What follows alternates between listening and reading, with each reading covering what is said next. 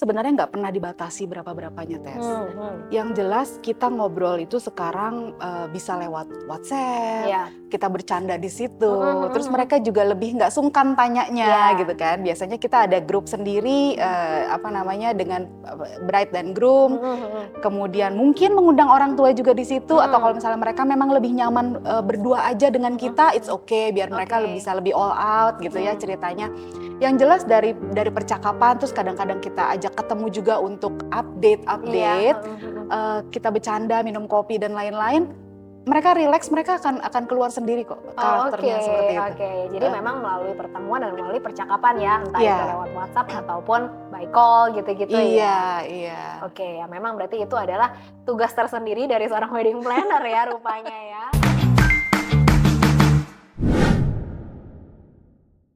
Oke, nah kalau dari cerita-cerita ini nih, pernah nggak sih Sheila nemuin pengantin yang unik banget gitu permintaannya gitu loh, sampai akhirnya kayak, aduh Sheila pun dan tim bingung gitu, gimana ya, bisa nggak ya gitu. Coba boleh dong cerita-cerita Sheila gitu, karena kayaknya wedding planner ini kan kayak tadi ya, maksudnya lingkupnya jadi luas banget loh ini gitu kan. Nah, coba dong Sheila. Jadi gini, unik ya, kalau dibilang unik, pengantin dengan dua kepercayaan, dengan dua iman yang berbeda, itu juga termasuk unik. Oke. Karena mereka akan saling berkeras kan, dan itu masih terjadi gitu. Walaupun dari secara negara sudah nggak bisa ya, secara KTP mereka harus sama, tapi kan pelaksanaannya tetap mereka memegang teguh dua kepercayaan yang berbeda itu.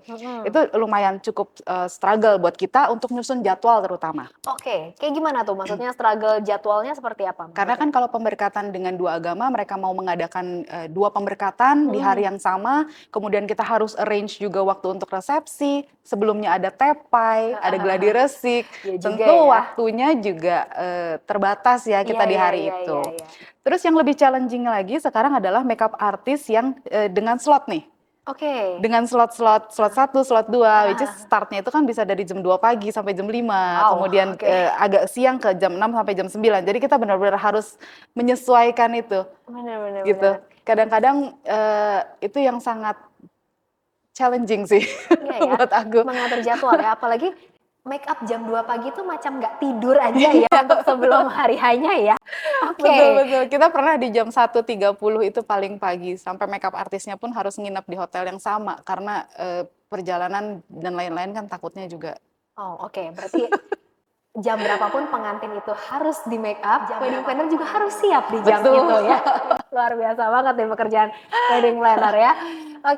Nah dalam mengurus konsep pernikahan nih ya kan, pasti kan balik lagi nih kayak tadi aja cerita, mungkin pengantin maunya begini, tapi ternyata orang tua maunya gini gitu. Nah, jadi sebenarnya setiap kali dalam sebuah pernikahan gitu ya, mana sih biasanya yang akhirnya diputuskan, oke deh keinginan pengantin, oke deh keinginan orang tua gitu. Gimana Shell? Ada cerita-cerita nggak sih gitu? Iya, itu biasa terjadi ya Tes ya, perbedaan kemauan dari pengantin dengan calon mertua, bahkan anaknya sendiri mungkin dengan mamanya pun bisa beda maunya.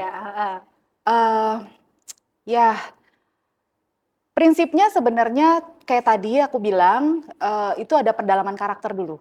Jadi si pengantinnya karakternya seperti apa, kemudian mamanya karakternya seperti apa. Yang mau kita ambil adalah sebenarnya mengalah satu sama lain sehingga bisa ditarik jalan tengahnya. Gitu. Biasanya kita adakan pendekatan dulu ke orang tua, alasannya apa sehingga dia mau seperti ini. Bilang deh contohnya ya. Contoh kasus itu jam syarat. Jam syarat mungkin jam syarat ketemu pengantin gitu ya. Kan biasanya jam syarat itu macam-macam. Jam syarat itu bisa terjadi kalau misalnya si pengantin masih sangat percaya dengan hal-hal seperti itu ya. Dia ada sefu, yang kita sebut sefu itu, dia tanya jam, tanggal dan lain-lain. Gak bisa disalahin Tes. Jam bagusnya lah gitu ya. Karena orang tua mau yang terbaik buat anaknya. Gitu kan. Dan pernikahan itu adalah bab bab yang baru untuk kedua orang ini, Iya, gitu iya, kan? iya. Jadi si orang tua juga mau involve di situ. Mm-mm.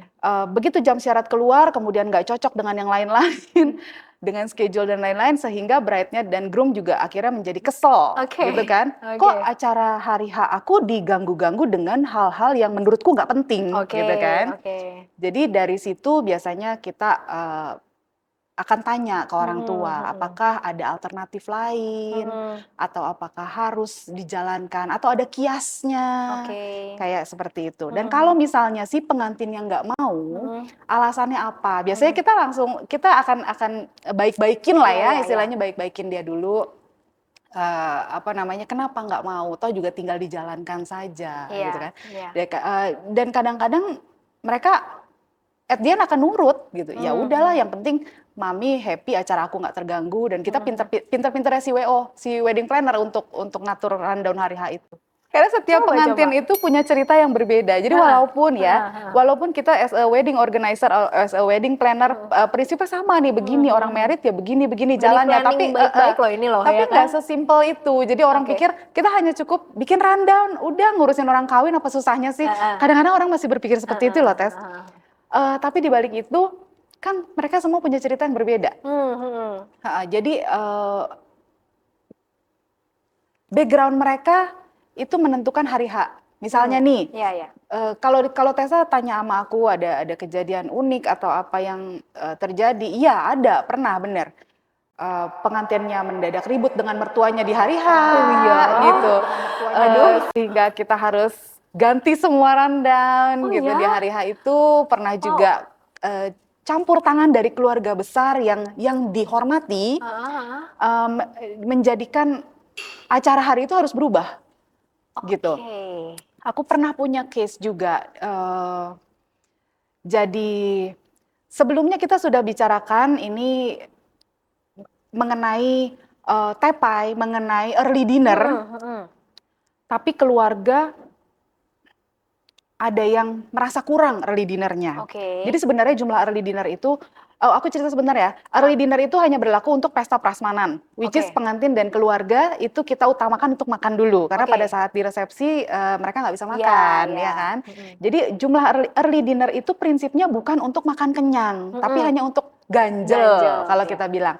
Hanya keluarga besar ini tidak setuju dan tidak mengerti. Oke. Jadi dia marah-marah ke kita, bilangnya kita nggak menyediakan makanan yang cukup proper untuk keluarga. Oke, oke. Gitu. Tapi itu sebenarnya sudah disepakati dengan pengantin dan orang tuanya gitu. Tapi ini ceritanya keluarga yang lain lah, keluarga Keluarga besar lah ya, besar oke. yang mau Mhm, ya mhm. pasti adalah ya Mhm, satu dua mhm. yang seperti itu. Mhm, Jadi mhm. biasanya kita jelasin Mhm. early dinner ini memang dijatahin segini gitu. Mhm, mhm. Ada yang mengerti, ada yang enggak. Cuma ya itu kan suka dukanya jadi wedding organizer. Iya ya, dari wedding planner pokoknya udah disiapin baik-baik ternyata ada aja di tengah-tengah ya Iya, gitu. Tapi yang pasti semua terselesaikan dengan baik kan. pasti. Iya, oke. Jadi oke, terus tadi kayak misalnya cerita tiba-tiba berantem gitu ya. Nah, terus Mm-mm. bagaimana gitu? Maksudnya kelanjutannya, apakah si wedding planner ini bisa maksudnya membantu juga dari sisi kayak menenangkan gitu loh, menenangkan si Mm-mm. Jadi pengantin aku dan cerita juga orang dulu, tua gitu. sebelumnya pengantin ini memang sudah ada salah paham Oke, dengan mertuanya. oke, Eh, jadi kita sudah mengadakan pendekatan oke. sebenarnya Mhm, ke kedua belah pihak, ke orang tua, kemudian ke bride and groom juga. mhm. Hanya saja eh, sebelumnya sebenarnya orang tuanya bahkan nggak mau datang ke resepsi. Oke, jadi ini ceritanya mungkin masalahnya udah sebelum ini ya, Iya, sebelum hari. sebelum-sebelumnya sudah ada masalah Oke, gitu. oke. S eee, dan ternyata akhirnya oke, Mhm, dia kita datangkan, mhm, mhm. berhasil mau datang ke resepsi anaknya, cuma, eee, hal yang nggak bisa kita, apa namanya, hal yang nggak bisa kita skip adalah ya masih ada gejolak sih. Jadi, Betul. hal sekecil apapun yang akan jadi pemicu Mhm, gitu, mhm, Ya mhm. itu sih sebenarnya internal mereka ya. Iya. Eee, Cuma ya dari kita memang harus rubah rundown semua dan otomatis suasana hari itu akan jadi kikuk. Iya gitu. sih, pasti loh kebayang kan gitu. Karena itu kan disaksikan oleh banyak tamu-tamu mereka Mhm, juga. mhm mhm mhm. Ya, tapi yang penting sudah selesai ya acaranya ya, Sudah sudah sudah selesai selesai. sudah selesai. Heeh, dan waktu itu pasti perasaan kamu juga, saat itu juga ikutan Lelah. lelah, ikutan kikuk lah ya Iya, gitu ya. ikutan kikuk juga, Heeh heeh. lelah juga karena hari itu kita juga coba untuk, masih masih bicara dengan kedua Mhm pihak, mhm mhm. pengantin Mhm. maunya seperti apa Iya. supaya sama-sama saling ngalah Heeh gitu heeh kan heeh ya. heeh. Ya maksimal yang bisa kita lakukan, acara tetap terlaksana dengan baik, dengan segala kekurangannya. Iya iya Tapi iya. yang jelas tamu-tamu ya mungkin nggak segitu nyadarnya sih, Mhm mhm. dengan acara itu. Itu dengan dengan masalah mereka itu nggak sampai kita, tonjolkan banget. Kira-kira nih, kamu punya prospek ke depan nggak sih sebenarnya tahun depan, ya let's say 2025, karena sekarang kan pengantin udah mulai mempersiapkan nih buat 2025.